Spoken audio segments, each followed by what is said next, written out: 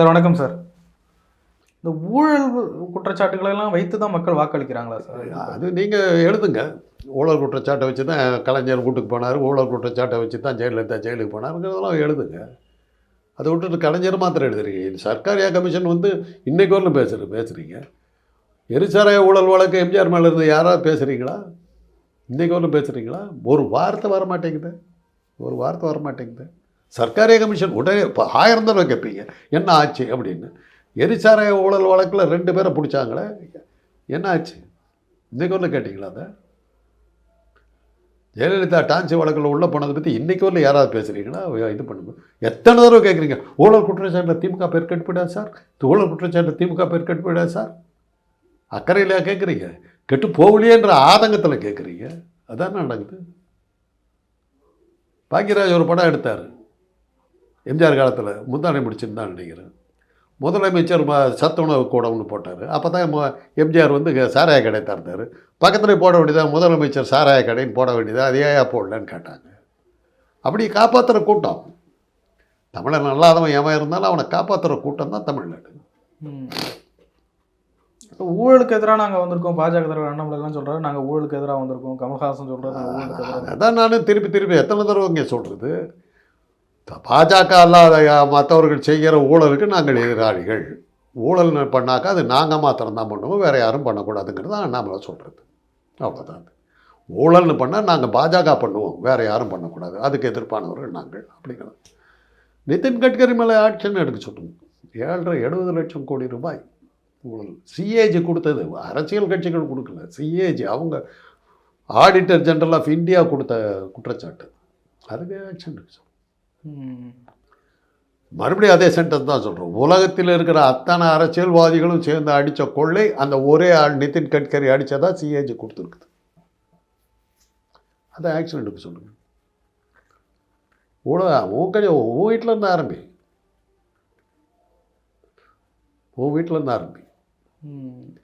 Charity begins at ஹோம்னா, தர்மங்கள் வீட்டில் இருந்து ஆரம்பிக்கணும்னா, அதே மாதிரி இந்த நியாயங்கள் உன் வீட்டில் இருந்து ஆரம்பிக்கிட்டோம். நிதின் கட்கரி மேலே ஆக்ஷன் எடுக்க வைய பார்க்கலாம், பேசுவோம். செல்வி ஜெயலலிதா அவர்கள் ஊழல் குற்றச்சாட்டில் தண்டிக்கப்பட்டு சிறைக்கு போகிறாங்க. ஆனால் அடுத்து வர தேர்தலில் மிகப்பெரிய வாக்கு வித்தியாசத்தில் வெற்றி பெறாங்க.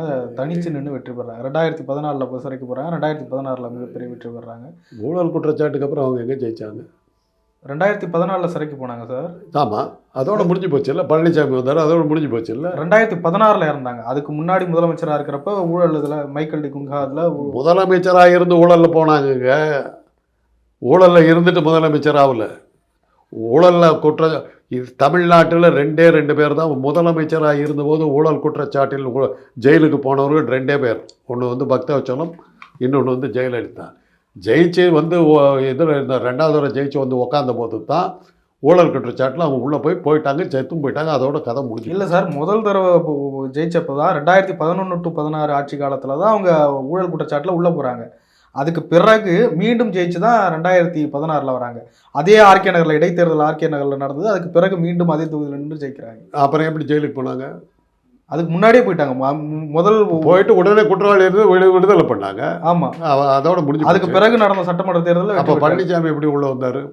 அவர் அதுக்கு பிறகு இறந்த பிறகு வந்தார். அப்புறம் அதுக்கப்புறம் அவங்க இருக்குடி இறந்தாலும் அவங்க வெளியே போயிட்ட மாதிரி தானே இருந்தாங்க. ஜெயிச்சாங்கன்னா அது மறந்து போச்சு எனக்கு, சரியா ஞாபகம் வர மாட்டேன். தினகரன் தான் ஆர்கே நகரில் ஜெயிச்சார் ஞாபகம் எனக்கு. தினகரன் தான் ஆர்கே நகரில் ஜெயிச்சார். அவங்க மேலே வராத குற்றச்சாட்டே கிடையாதுங்க. எலெக்ஷனில் நிற்க முடியாது. இல்லை, அதுவே குமாரசாமி விடுதலை செய்யப்பட்ட அந்த இது ஃபாத்திமா பிபி வந்து கவர்னராக இருந்தபோது அவங்க பதவி ஏற்றதுக்குனால தான் ஃபாத்திமா பிபியினுடைய பதவியை போச்சு. சட்டவிரோதமாக பண்ணதுனால தான் ஃபாத்திமா பிபி வெளியே போனாங்க. அப்போ தானே பன்னீர்செல்வம் பழனிசாமி எல்லாம் உள்ளே வந்த நேரம். பன்னீர்செல்வத்தை அப்போ தானே முதலமைச்சராக எடுப்பாங்க. அப்புறம் தானே அவர் ஏதோ ஒரு காரணத்தை காட்டி அவர் வெளியே தள்ளி இந்த அம்மா வந்து பதவியில் உட்காந்துச்சு. அதுக்கப்புறம் அவங்க எங்கே வந்தாங்க? அதோட படுத்தவங்க தான் முடிஞ்சு போச்சு. இந்த 2 கட்சிகள் மேலேயுமே மாறி மாறி ஊழல் குற்றச்சாட்டுகள் இருக்குது. ஆனால் 2 கட்சிகளுமே மாறி மாறி ஆட்சிக்கு வராங்க. ஏன் பாஜக மேலே வந்து புனிதர்னு பட்டம் இருக்குதா? திருப்பி அதே கேட்டுக்கிட்டு இருக்கீங்க. பாஜக வந்து ரொம்ப புனிதர்கள் வந்து பூமியில் சார் தமிழ்நாட்டில் உங்கள் ஊடகம் மாத்திரம் அது கொடுத்துக்கிட்டு இருக்குதா? இல்லை, தமிழ்நாட்டில் சொல்கிறேன். தமிழ்நாட்டில் 2 கட்சி மேலேயும் தமிழ்நாடு இந்தியாவில் இல்லையா? பாஜக இந்தியா தமிழ்நாட்டில் இல்லையா? அவங்க ஊழலே பண்ணலையா? திருப்பி திருப்பி இதே கேட்டுக்கிட்டு இருக்கிறீங்க. இல்ல 1000 தடவை திருப்பி திருப்பி சொன்னாக்கா திமுக ஊழல் கட்சிங்கிறது பிராண்ட் ஆகிடுங்கிறதுக்காக தான் நீங்கள் கேட்குற மாதிரி இருக்குது எனக்கு. இல்ல மக்கள் மத்தியில இது ஒரு தாக்கம் மக்கள் மத்தியில் இல்லைங்க, உங்ககிட்ட இருக்குது. அதை கொண்டு போய் மக்கள் மத்தியில் கொண்டு போகிறதுக்கு ட்ரை பண்ணுறீங்க. அதுதான் நீங்கள் பண்ணுறது. அதை மக்கள் மத்தியில் கொண்டு போகிறதுக்கு முயற்சி பண்ணுறீங்க. திருப்பி திருப்பி ஒரே பையன் திருப்பி திருப்பி சொன்னோம்னா அது உண்மையாகிற மாதிரி தெரியும். கோயபல்ஸ் அந்த வேலை தான் செய்கிறீங்க. ஒரு வார்த்தை வரமாட்டேங்குது பாஜக ஊழலை பற்றி பேசணும்னு ஒரு வார்த்தை வரமாட்டேங்குது இல்லை.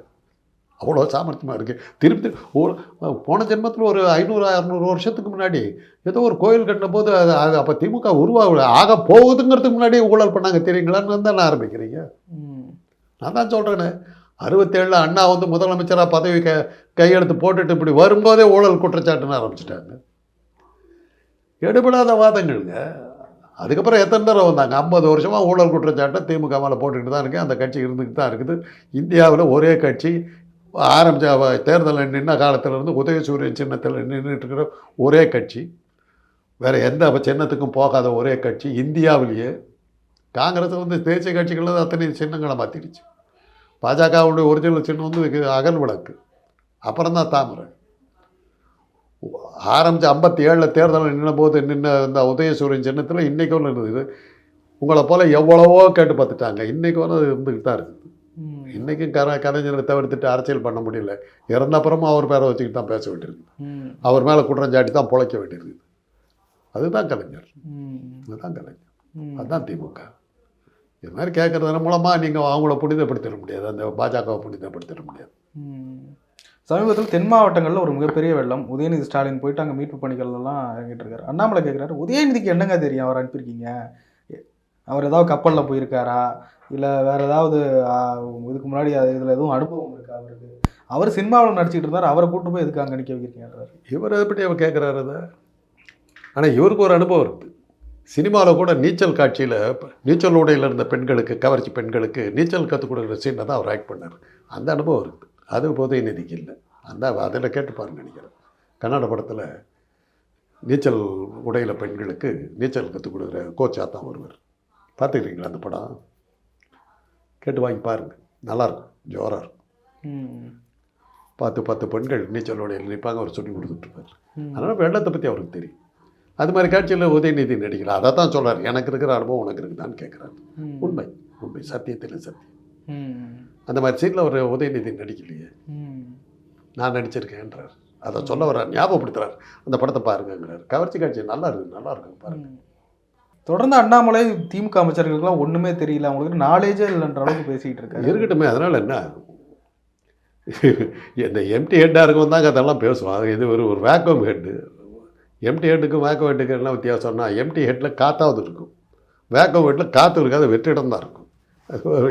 ஒரு வெற்றிடம் இவருக்கெல்லாம் பதில் சொல்ல வேண்டிய அவசியம் இல்லையா? அவங்களுக்கு லிஸ்ட்டு கொடுக்குறாங்க, இந்த மாதிரி பேசுன்றாங்க, பேசிக்கிட்டு போயிட்டுருக்காரு. உதயநிதிக்கு என்ன தெரியும்னா, உனக்கு என்ன தெரியும்? அவ்வளோதான். நீ ஒரு தடவை போனிய கணுக்கால் தண்ணியில் போட்டு ஓட்டிக்கிட்டு ஏதோ நிவாரணம் கொடுக்கறதுக்கு போகிறாருன்னு பார்த்தாக்கா வெத்து போட்டை ஓட்டிக்கிட்டு போகிறாரு. பொதுமக்களுக்கு கொடுத்த நிவாரணத்தை பிடிங்கி தான் போட்டில் போட்டுக்கிறதுக்கு போனாருன்னாங்க. கூட ரெண்டு பேர் நடந்து போகிறாங்க, அவங்க சாதாரணமாக தண்ணீர் போயிட்டுருக்காங்க, இவர் மாத்திரம் போட்டில் போகிறாரு. அவ்வளோ புச்சாலி இவர், அவ்வளோ புச்சாலி. அந்த புச்சாலித்தனம் உங்கள் உதயநிதிக்கு இல்லை. அதுக்கு என்ன பண்ணுறது?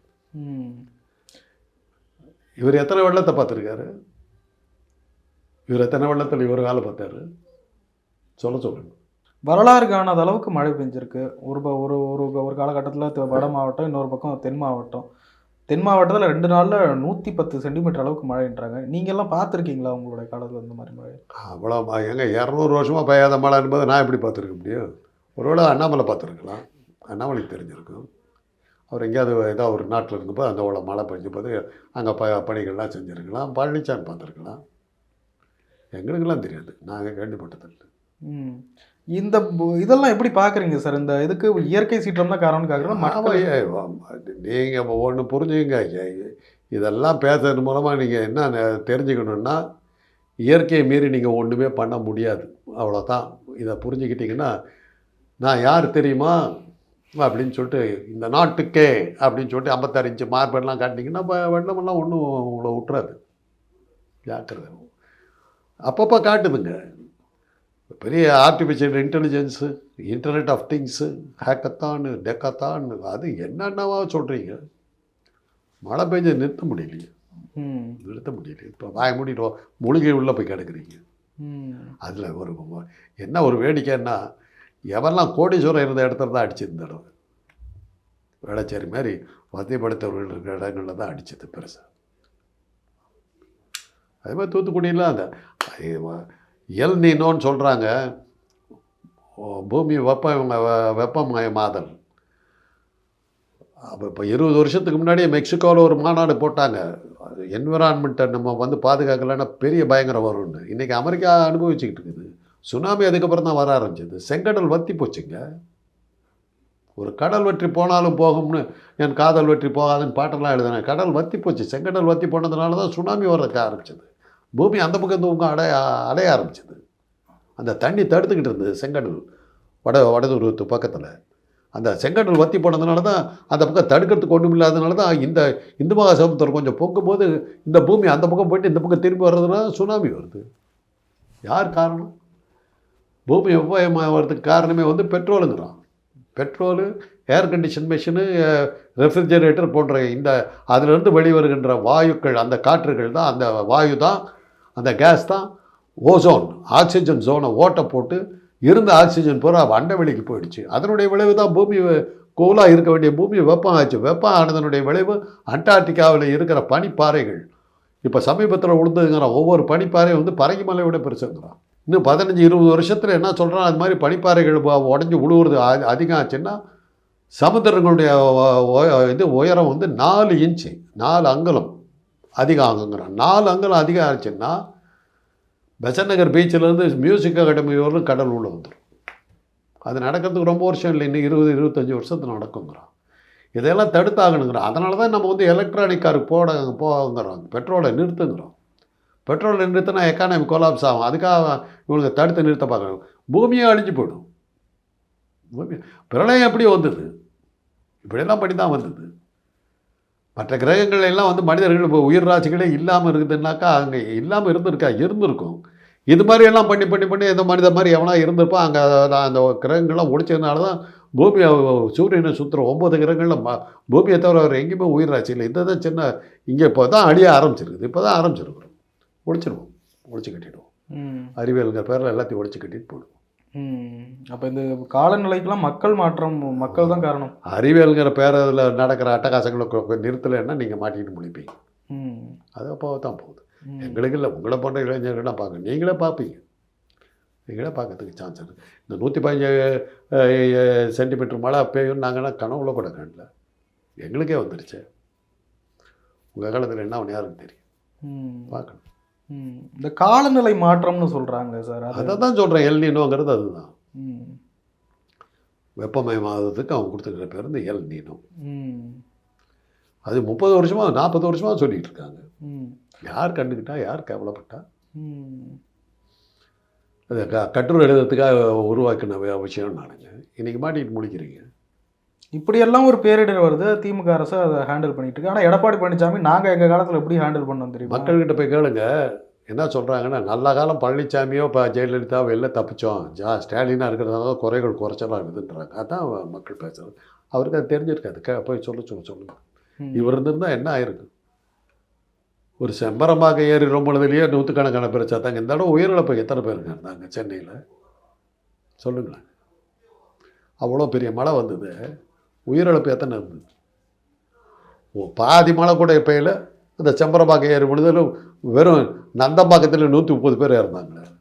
அந்த ஆஸ்பத்திரியில் ஒரு 50 பேர், பக்கத்தில் இருந்த ஐடி கம்பெனியில் ஒரு 100 பேர், 150 பேர் ஒரே இடத்துல இருந்தாங்க. உங்கள் ஆட்சி தானே.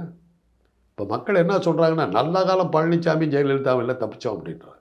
அதான் இன்றைக்கி இருக்கிற இந்த திமுக ஆட்சி மேலே ஒரு அதிருப்தி வந்திருக்கு அந்த வெள்ளத்துக்கு பிறகு. ஏன்னா ஒரு பெரிய அதிருப்தி இருக்குது. பழனிசாமி இருந்திருந்தாக்கா எவ்வளோ பேர் சேர்த்து போயிருப்பாங்க, அதெல்லாம் நடத்த விடாமல் பண்ணிவிட்டாங்கன்னு பெரிய அதிருப்தி இருக்குது எல்லாத்துக்கும். ஒரு சாவை கூட காட்ட முடியலைங்களே, என்னங்க இருக்குதுன்னு சொல்லி பழனிசாமி அதிருப்தியில் தான் இருக்கார். பெரிய அதிருப்தியில் இருக்கார். இந்த மாரிதாஸ்ன்ற ஒரு இயக்குனர், அவர் தூத்துக்குடி சைடு தான் போல். உதயநிதி வெள்ள மீட்பு நடவடிக்கையில் ஈடுபட்டப்போ அவரும் போய் பக்கத்தில் நின்றுருக்காரு. அதை வச்சு பாஜகவினர்லாம் குதிக்கிறாங்க. என்ன நடிகரை அமைச்சராக நினச்சிக்கிட்டு ஆட்சி நடத்துறீங்களா அப்படின்னு சொல்லி. அது நமிதாவை கேட்டு தான் சொல்லணும். அண்ணாமலை இப்படி பேசுகிறாருமா என்ன இது அப்படின்னு கேட்கணும், நமிதாவை கேட்கணும், காயத்ரி ரகுராம கேட்கணும், எஸ்வி சேகரை கேட்கணும். அவங்கள என்ன கேட்டால் தான் தெரியுது என்ன இப்படி அண்ணாமலை இப்படி சொல்கிறாரு, மாரிதாஸை கூட்டிகிட்டு போயிருக்கலாமா அப்படின்னு கேட்கணும். அங்கே ஸ்மிருதி இராணியை கேட்கணும், விஜயசாந்தியை கேட்கணும். விஜயசாந்தி வழியே விட்டாங்க, அவங்களெல்லாம் கேட்கலாம். ஜெயபிரதாவை கேட்கலாம், ஹேமமாலினியை கேட்கலாம், அவங்க எம்பி அவங்களெல்லாம் கேட்கலாம், ரேகாவை கேட்கலாம். இதை கேட்டால் அண்ணாமலை அவங்க பதில் கொடுப்பாங்க. இது அவங்கெல்லாம் கேட்டாக்கா இந்த மாரிதாஸ் பதில் சொல்ல வேண்டியிருக்கு. இவ்வளோ பாஜக ஆட்கள் வந்து கேட்பாங்க, மாரிதாஸ் பதில் சொல்ல வேண்டிய. அண்ணாமலை அவங்கெல்லாம் கூட்டு வந்து கேட்கணும்.